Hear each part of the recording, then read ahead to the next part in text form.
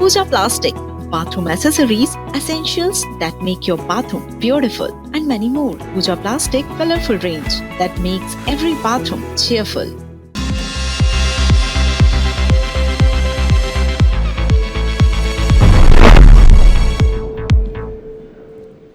नमस्कार, आप देख रहे हैं टॉप 10 न्यूज। मैं हूं आपके साथ राहुल सौमित्र। लंदन से हैदराबाद जा रही ब्रिटिश एयरवेज की बोइंग 787 यानी 787 फ्लाइट को नागपुर के डॉक्टर अंबेडकर इंटरनेशनल एयरपोर्ट पर आपातकालीन के लिए लैंड करना पड़ा है।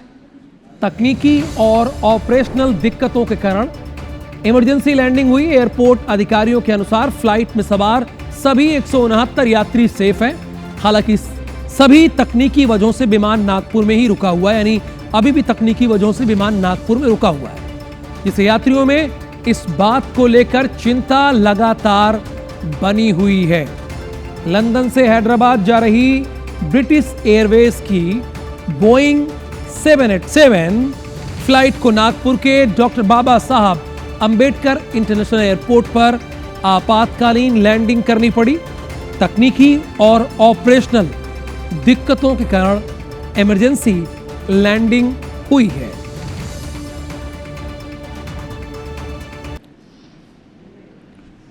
शंकराचार्य स्वामी अभिमुक्तेश्वरानंद की मुश्किलें कम होने का नाम नहीं ले रही हैं। एक तरफ उनके खिलाफ पॉक्सो एक्ट के तहत यौन शोषण का केस दर्ज हो चुका है, तो वहीं उन पर गिरफ्तारी की तलवार भी लटक रही है। पुलिस उन्हें कभी भी गिरफ्तार कर सकती है। हालांकि इससे बचने के लिए स्वामी अभिमुक्तेश्वरानंद ने इलाहाबाद हाई कोर्ट का दरवाजा खटखटाया है और अग्रिम जमानत याचिका दाखिल की है। दरअसल ढेकी तुलसी पीठाधीश्वर स्वामी राम भद्राचार्य के शीश से आशुतोष ब्रह्मचारी ने स्वामी अभिमुक्तेश्वरानंद के खिलाफ जिला कोर्ट में अर्जी दाखिल की थी, जिस पर कोर्ट ने झूसी पुलिस को अभिमुक्तेश्वरानंद के खिलाफ मुकदमा दर्ज कर जांच के आदेश दिए थे। बता दें कि झूसी थाना पुलिस ने अभिमुक्तेश्वरानंद, उनके शिष्य मुकुंदानंद गिरी और 2-3 अज्ञात के खिलाफ एफआईआर दर्ज की। बीएनएस और पॉक्सो एक्ट की जिन धाराओं में केस दर्ज किया गया है, उसमें दोषियों को उम्र कैद तक की सजा हो सकती है। इधर एफआईआर दर्ज होने के बाद झूसी पुलिस वाराणसी स्थित स्वामी अभिमुक्तेश्वरानंद के मठ में पूछताछ के लिए जा सकती है। आखिर जब पॉक्सो एक्ट कहता है कि बच्चा जो कहे मान करके तत्काल कार्रवाई करो, तो पुलिस को चाहिए था कि तत्काल मुकदमा दर्ज करता, तत्काल जो है मेडिकल कराता, तत्काल उनको जुवेनाइल बोर्ड के हवाले करता बच्चों को। लेकिन पुलिस ने ऐसा नहीं किया, उन्होंने दर्ज ही नहीं किया, फिर ये कोर्ट चले गए। यहीं पर चोर की दाढ़ी में तिनका दिखाई देने लग जाता है कि पुलिस ने खुद ही मामला बनाया था, इसीलिए उसको डर था कि कहीं हमारे ऊपर आरोप आक्षेप ना आ जाए, इसलिए कहा कि भाई हम नहीं दर्ज करेंगे, कोर्ट से करवाएंगे। अभिमुक्तेश्वरानंद के मठ में पूछताछ के लिए पुलिस जा सकती है। उधर पुलिस की एक टीम दोनों नाबालिग बच्चों का भी कलमबंद बयान दर्ज करेगी। वहीं इस पूरे मामले पर स्वामी अभिमुक्तेश्वरानंद ने मीडिया से बातचीत में कहा कि ये जो मुकदमा है वो झूठा है। इधर यूपी कांग्रेस के अध्यक्ष अजय राय ने शंकराचार्य से मुलाकात कर उत्तर प्रदेश सरकार पर शंकराचार्य को परेशान और प्रताड़ित करने का आरोप लगाया है और पीएम को पत्र लिखकर ज्योतिष पीठ के शंकराचार्य स्वामी अभिमुक्तेश्वरानंद के विरुद्ध दर्ज पॉक्सो प्रकरण को निष्पक्ष और पारदर्शी जांच की मांग की है। एक युवक ने शंकराचार्य से मुलाकात करते हुए बताया कि आशुतोष महाराज ने उससे फोन पर बात की और कहा कि उन अपनी बेटियों में शंकराचार्य पर यौन शोषण का आरोप लगवा दो, बाकी हम देख लेंगे। हमने कल प्रधानमंत्री को चिट्ठी लिखा था और हमने लिखा था कि निष्पक्ष जांच होनी चाहिए। पूरी तरीके से ये गलत हो रहा है। भाजपा की सरकार में संतों का अपमान, ब्राह्मणों का अपमान और पूरी तरीके से दबाया जा रहा है कि एक मुखर आवाज जो धर्म की रक्षा करने के लिए धर्म की बात करता है, उसको पूरी तरीके से भारतीय जनता पार्टी दबाना। वो बोले कि मैं आशुतोष पांडे बोल रहा हूँ, तो हमने कहा बताइए जी। उन्होंने हमसे कहा कि यार कि स्वामी जी हैं, एक बहुत ज़्यादा है, उनको ठीक करना है थोड़ा सा, उसमें आप करिएगा।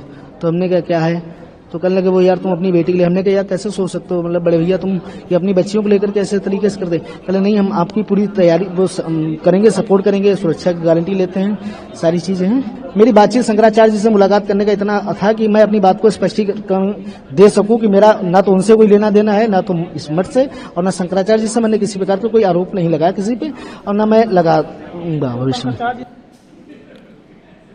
भोपाल में एक ऐसे रैकेट का खुलासा हुआ है जो काम देने के बहाने युवतियों का धर्मांतरण, रेप, फिर सेक्स रैकेट में धकेलने का काम करता था। पुलिस ने इस मामले में 2 सगी बहनों को गिरफ्तार किया। वहीं 2 युवक भी पुलिस के हत्थे चढ़े हैं।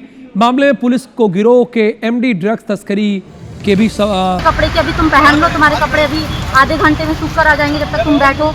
तो बस वही फोटोग्राफी भी, ये फोटो ले लूँ, वो फोटो ले लूँ, फिर वही फोटो को लेकर हमें ब्लैकमेल किया जाता था बार बार। और यहाँ भी काफ़ी लोगों को इन्होंने हमारी फ़ोटो सेंड की है, वहाँ भी काफ़ी लोगों को इन्होंने हमारी फ़ोटो सेंड की है, और बहुत ही बुरा व्यवहार हुआ है सर हमारे। हैदराबाद ले जाने के बाद जहाँ वो रहती थी वहाँ पर उनका कोई आरती नाम का है, उन्होंने मेरे साथ गलत किया। उसके बाद जो कई जगह पे मुझे लेके जाती थी साथ में, और छोड़ छोड़ के वहाँ से भाग जाती थी।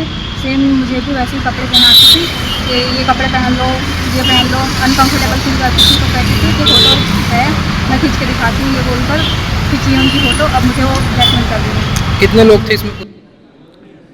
बिलासपुर में बीजेपी नेता और वरिष्ठ पार्षद बंधु मौर्य की सुपारी किलिंग की साजिश का चौंकाने वाला खुलासा हुआ है। मामले में पार्टी के ही एक अन्य नेता राजू सोनकर को आरोपी बनाया गया। दरअसल चाटी डी स्थित अपने कॉम्प्लेक्स को लेकर हुए विवाद के बाद राजू सोनकर ने बंधु मौर्य की हत्या की साजिश रची। 25 लाख रुपए की डील तय हुई और 6 लाख रुपए एडवांस दिए गए। साजिश में नारद श्रीवास और विनोद प्रजापति समेत अन्य बदमाशों को शामिल किया गया। पार्षद की रेकी कर हमले की कोशिश भी की गई, लेकिन आरोपी नाकाम रहे। मामले में बीजेपी पार्षद ने पार्टी फोरम में भी शिकायत करने की बात कही है।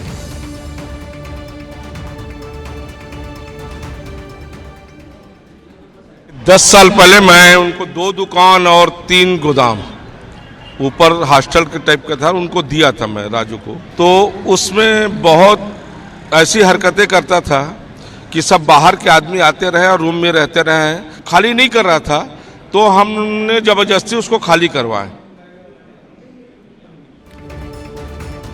जो है हमारा अग्रवाल जी हैं, धर्मलाल कौशिक जी हैं, और मेरे छोटे भाई सुशांत के काफ़ी करीबी थे राजू सोनकर, और मैं भी उनका काफ़ी करीबी हूँ, मेरे से जूनियर हैं। और मैं इनके बीच में बात रखूँगा और ये चाहूँगा कि पार्टी से भी हटाया जाए।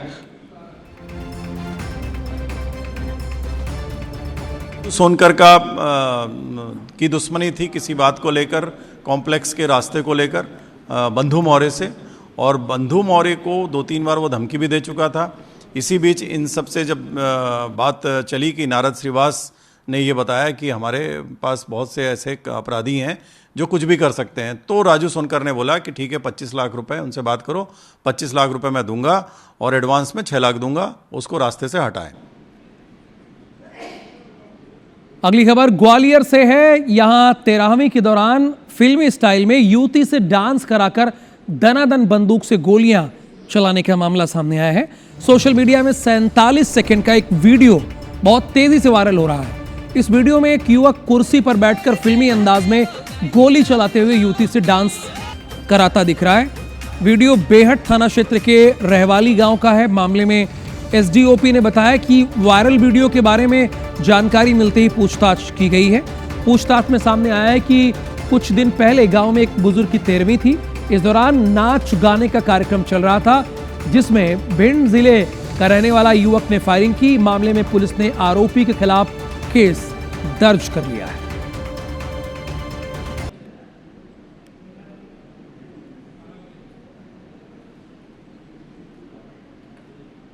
इसमें ये जो बंदा जो फायरिंग करते हुए दिख रहा है, इसका जो हमने तस्दीक कराई तो पता चला है अभी प्रथम दृष्टया कि कुलदीप गुर्जर जो है धनरवा भिंड का रहने वाला है।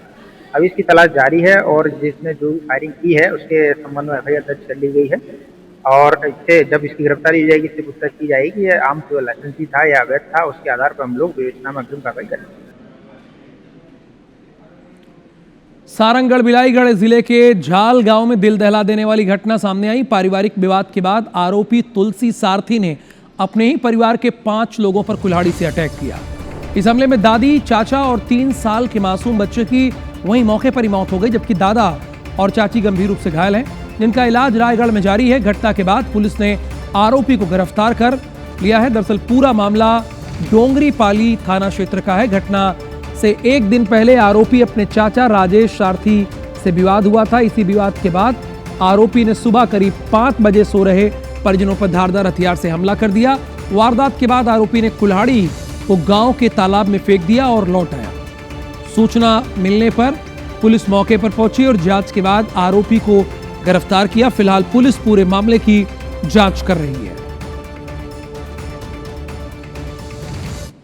4 बजे रात के मैं जाता हूँ पैसा वो टंगिया धर के बीस जहाँ थोड़े से चिल्लाए कि वो आईस तो नौबत आईस तो मैं उसकी जहाँ कूदें कि फिर गाड़ी झगड़ा हो तो कार्य करके तो उसका जहाँ तो मार मारी के गदबद हो गया। पुराने रंजिश बस उनके हत्या की नीयत से राजेश सारथी के घर गया। वहाँ जाके राजेश सारथी, उसके माँ बाप, उसकी पत्नी, उसके बच्चे को हत्या की नीयत से उनको मारा है, जिससे राजेश सारथी और उनकी मम्मी, उनकी घटनास्थल पर मौत हो गई।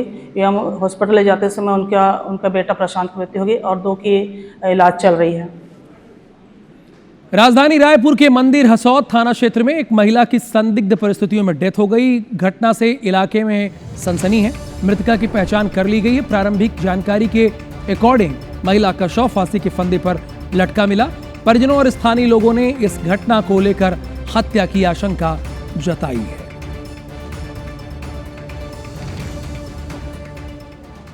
दुर्गेश के द्वारा यह रिपोर्ट कायम कराया गया कि उसकी माता और उसके मध्य में 22 तारीख की रात्रि में विवाद हुआ था, जिसके पश्चात वह घर से कहीं चला गया था। 23 तारीख को जब वो अपने घर में आया तो उसने देखा कि उसका मां का शव घर के रूम में है, जिसकी सूचना उसके द्वारा पुलिस को दी गई। वैधानिक कार्रवाई करके शव को पीएम करवाया गया है। पीएम रिपोर्ट प्राप्ति के उपरांत इसमें अग्रिम कार्रवाई की जाएगी।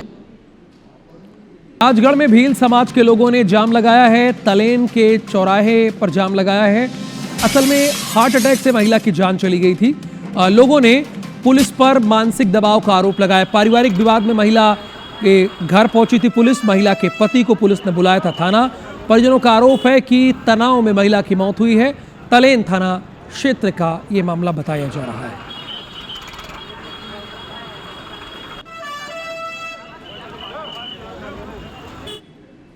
इधर ग्वालियर भिंड हाईवे पर स्थित बरेठा टोल प्लाजा पर उस वक्त सनसनी फैल गई जब बाइक सवार 2 युवकों ने टोल बूथ पर पिस्टल से फायरिंग कर दी। फायरिंग के बाद बदमाश धमकी भरी चिट्ठी फेंककर मौके से फरार हो गया। पूरी वारदात टोल प्लाजा के सीसीटीवी कैमरों में रिकॉर्ड हो गई है। चिट्ठी में आरोपियों ने 6 लेन सड़क बनवाने की मांग की है और लिखा है हाईवे बनाओ या टोल हटाओ। साथ ही सरकार पर गंभीर आरोप लगाते हुए चेतावनी दी है कि अगर सड़क निर्माण शुरू नहीं हुआ तो इससे बड़ा कदम उठाया जाएगा। सूचना मिलते ही पुलिस मौके पर पहुंची और सीसीटीवी फुटेज कब्जे में लेकर जांच शुरू कर दी है।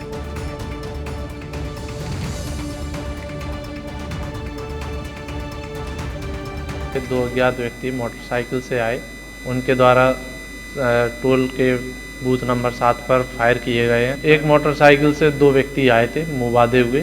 उनकी पहचान के लिए टीम लगी हुई है। पैसे की पहचान कर गिरफ्तारी की जाएगी। अब वो हाईवे के संबंध में एक पत्र लिखा है जिसमें हाईवे नहीं बनेगा तो टोल नहीं चलेगा, इस संबंध में कुछ लिखा हुआ है। पर्ची काट रहा था टोल पे, 2 बाइक वाले आए, एक मेरे पास आया, आके उसने एक कागज़ दिया और गोली चला दी डायरेक्ट।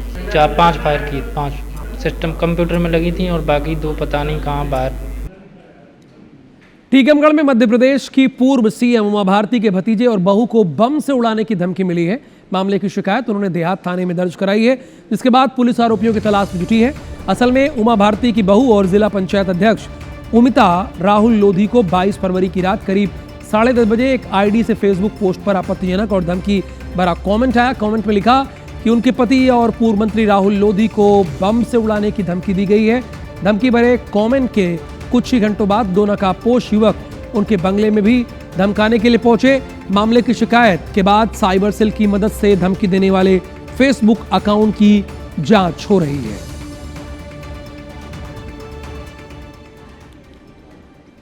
हमने तत्काल इसमें प्रकरण पंजीबद्ध किया है संबंधित धाराओं में गाली गलौज और जान से मार देने की धमकी, और उसमें अभी अंडर इन्वेस्टिगेशन में मामले को लिया है, उसका संज्ञान तत्काल लिया गया है। इसमें जो भी दोषी हैं, जो भी आरोपी हैं, इसमें साइबर सेल से उसकी पूरी विस्तार से जांच की जा रही है, रिकॉर्ड मंगाए जा रहे हैं, और जिसने भी ऐसी बदमाशी करी है उनके विरुद्ध कठोर कानूनी कार्रवाई की जाएगी। उज्जैन के शहनाई गार्डन में 2 दिवसीय स्वास्थ्य शिविर का शुभारंभ हुआ। कार्यक्रम की शुरुआत सामूहिक हनुमान चालीसा पाठ से हुई। इसके बाद शिविर में मुख्य अतिथि के रूप में मौजूदा अंतर्राष्ट्रीय हिंदू परिषद के संस्थापक प्रवीण तोगड़िया ने दैनिक दिनचर्या में संतुलित आहार, भोजन में नमक की उचित मात्रा और अन्य आवश्यक पोषक तत्वों के सेवन को लेकर मार्गदर्शन दिया है। डॉक्टर तोगड़िया ने बताया कि इसी के साथ हिंदू ही आगे महासम्मेलन की श्रृंखला का शुभारंभ हुआ और इस आयोजन में केरल, तमिलनाडु, असम समेत कई जगहों से कार्यकर्ता शामिल हुए। में 1 लाख जगह पर हनुमान चालीसा का हमारा संकल्प प्लानिंग की है बैठक है, परंतु जहां हनुमान चालीसा होगा वहां 100-200 परिवारों को रोग मुक्त करना, गरीबों को मुफ्त प्राइवेट का डॉक्टर देना, ब्लड प्रेशर, शुगर की जांच करना, मानी हनुमान चालीसा केंद्र, हिंदू स्वास्थ्य केंद्र, हिंदू वेलनेस सेंटर हमने बना दिया है। चुनाव याचिका मामले में भिलाई नगर विधायक देवेंद्र यादव को सुप्रीम कोर्ट से बड़ा झटका लगा है। सुप्रीम कोर्ट ने उनकी विशेष अनुमति याचिका खारिज कर दी है। ये याचिका उस आदेश के खिलाफ दायर की गई थी जिसमें छत्तीसगढ़ हाई कोर्ट ने पूर्व विधानसभा अध्यक्ष प्रेम प्रकाश पांडे की चुनाव याचिका को खारिज करने से इनकार किया था। अब हाई कोर्ट में लंबित चुनाव याचिका पर नियमित सुनवाई का रास्ता साफ हो गया है। दरअसल भिलाई नगर विधानसभा सीट से चुनाव परिणाम को चुनौती देते हुए प्रेम प्रकाश पांडे ने हाई कोर्ट में इस याचिका दायर की थी। इस याचिका में चुनाव प्रक्रिया और परिणाम को लेकर विभिन्न कानूनी आधारों पर आपत्ति जताई गई थी। देवेंद्र यादव ने हाई कोर्ट में इस याचिका को प्रारंभिक स्तर पर ही खारिज करने की मांग की, लेकिन हाई कोर्ट ने इसे स्वीकार नहीं किया और मामले को सुनवाई योग्य माना। इसी आदेश को चुनौती देते हुए यादव ने सुप्रीम कोर्ट में SLP दाखिल की थी।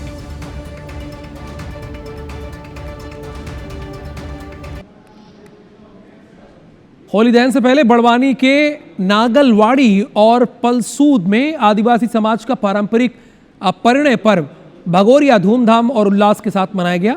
पलसूद और नागलवाड़ी में आयोजित भगोरिया हाट में पारंपरिक वेशभूषा से सजे युवक युवतियां ढोल और मांदल की थाप पर थिरके हैं। इस दौरान ढोल मांदल की मांग अपेक्षा से अधिक रही और पारंपरिक वाद्य यंत्रों की गूंज से पूरा इलाका गूंज उठा। गांव के मुख्य मार्गों से सजे धजे दलों की शोभा यात्राएं निकाली गई और युवाओं ने झूलों का आनंद लिया। लोकगीतों पर नृत्य और एक दूसरे को गुलाल लगाकर भगोरिया की शुभकामनाएं दी गई।